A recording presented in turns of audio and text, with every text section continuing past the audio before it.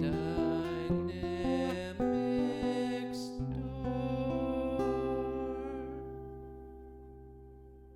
Or walk me through some of your Yeah. journey of putting it TechFluent together.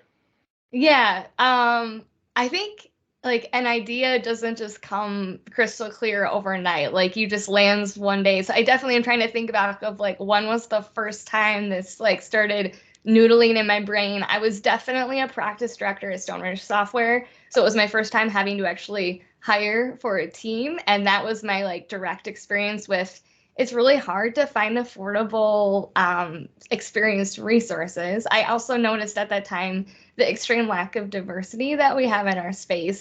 Pretty much everyone that was applying was kind of the same demographic.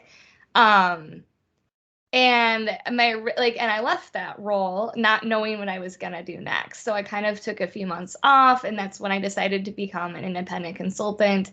So I was really in this process of trying to evaluate like what are my passions, what are my strengths, do I want to stay in the industry, do I want to completely do something different? And like before I left, I had begun thinking of, I like training, I like learning and development. And originally it was a for-profit organization idea.